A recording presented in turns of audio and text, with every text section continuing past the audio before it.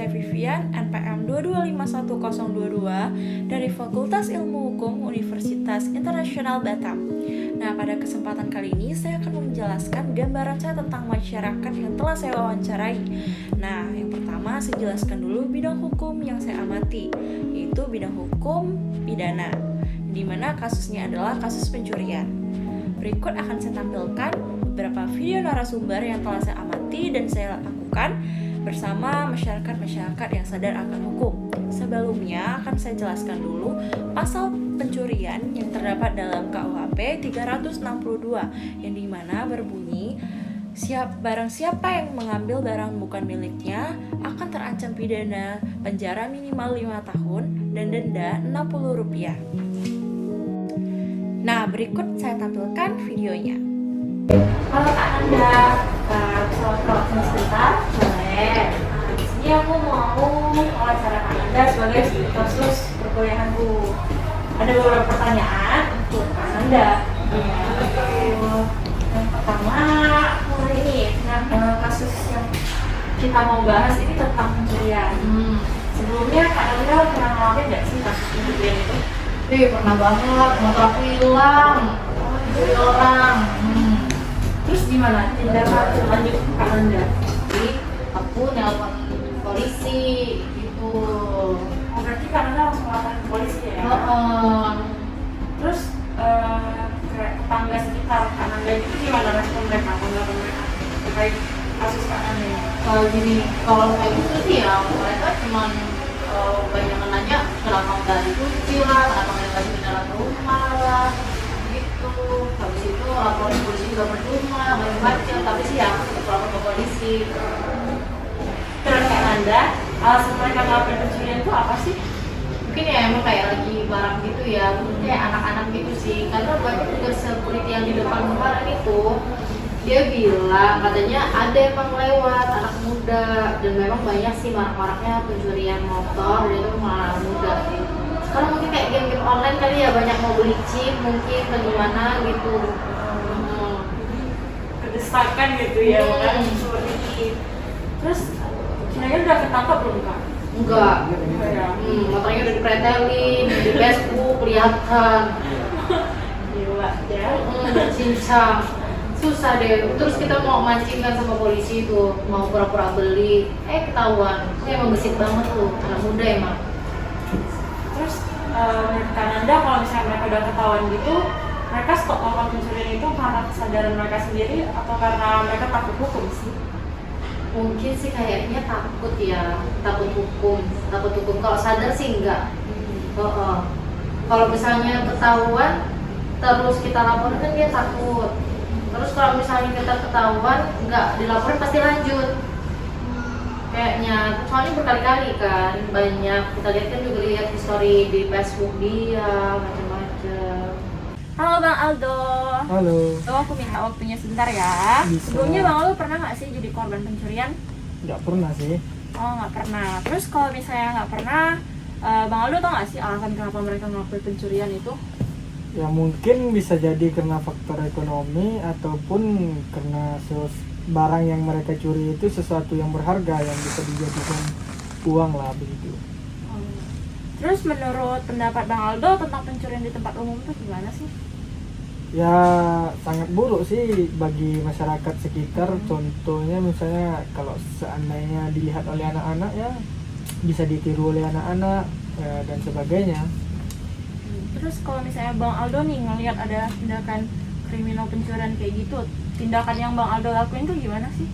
Ya dilaporkan lah ke pihak yang berwajib atau RW, RT atau polisi gitu. Terus kalau misalnya dampak negatif buat masyarakat umum tuh apa sih dari pencurian ini? Ya kalau untuk dampak negatifnya ya udah pasti kerugian bagi masyarakat, bagi orang yang terkena musibah yang dicuri itu misalnya gitu. Terus kalau misalnya mereka dari tindak lanjutin nih, mereka stop nih ngelakuin pencurian, kira-kira menurut Bang Aldo itu mereka karena kesadaran diri sendiri atau takut karena hukum sih? Ya bisa jadi karena kesadaran sendiri, karena mereka takut mungkin atau memang udah insaf. Bisa jadi karena ya bisa jadi karena apa, tindak hukum yang pernah dia jalani, takut masuk penjara lagi gitu. Halo Pak Rahmat. Halo, selamat sore. Jadi di sini Vivi mau nanya beberapa pertanyaan nih. Boleh. Yang pertama, Pak Rahmat pernah nggak sih ngerasain tindakan kriminal pencurian?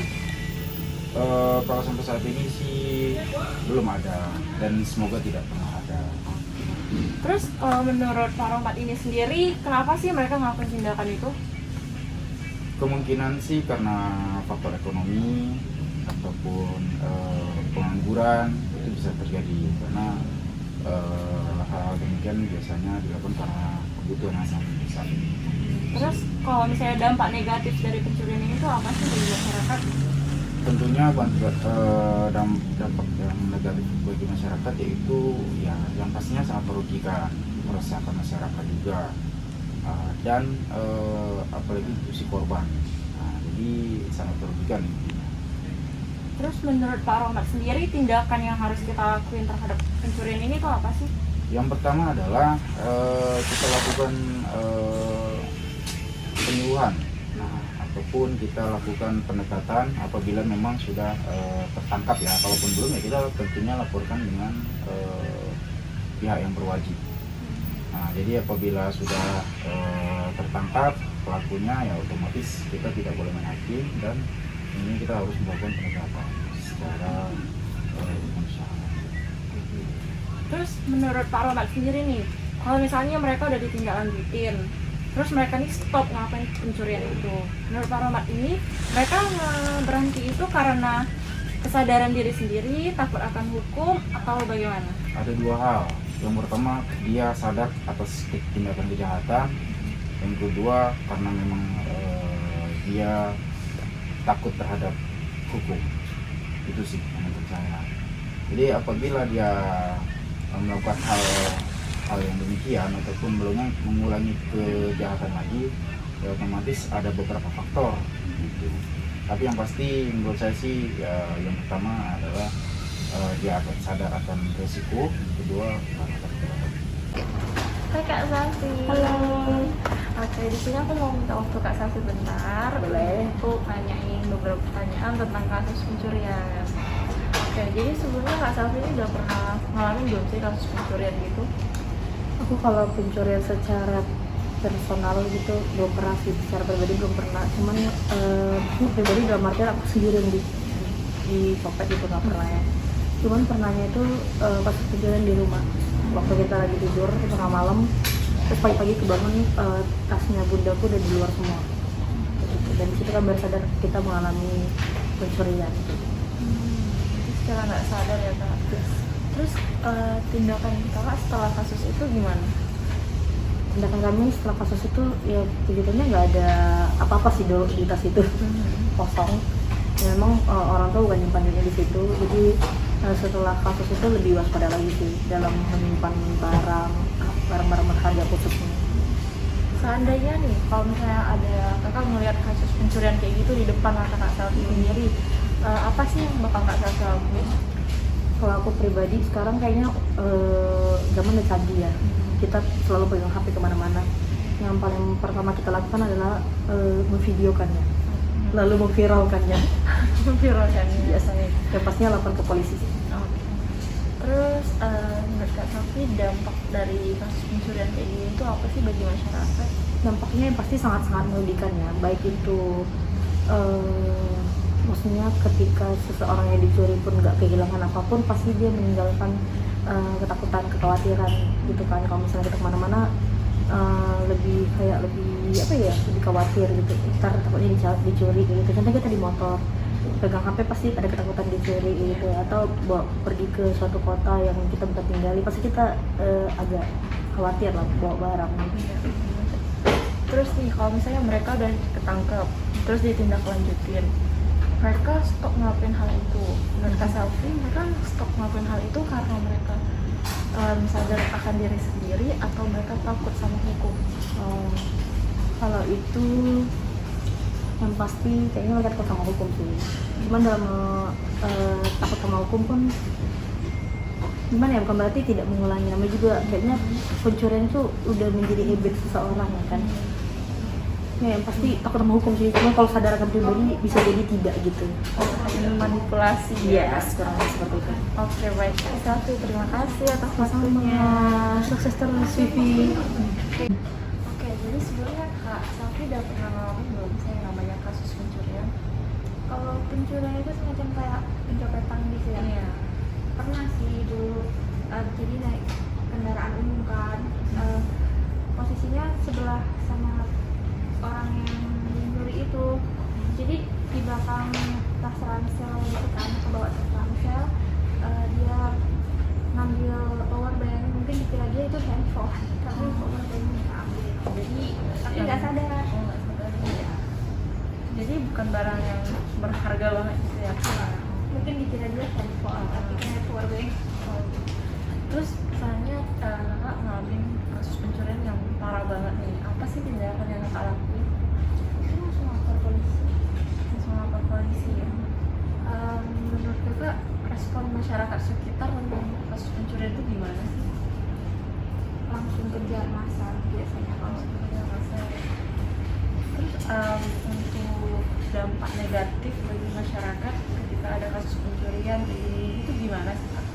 Dampak negatifnya? untuk masyarakat Iya. Masyarakat yang kecolongan, yang kehilangan. pastinya sangat merugikan masyarakat yang kecolongan itu. Terus kalau misalnya nih mereka udah ditindaklanjutin, udah ketahuan, terus mereka di stop melakukan pencurian itu.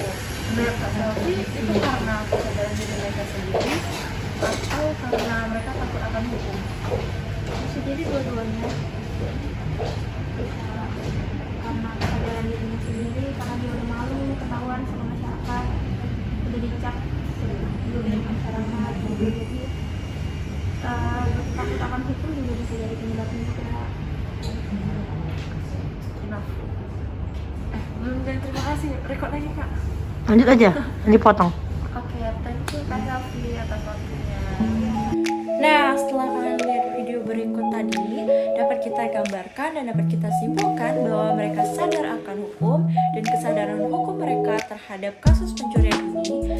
Nah, untuk model social controlnya sendiri, mereka menggunakan metode formal yang dimana kasus ini itu sangat menggunakan progres dan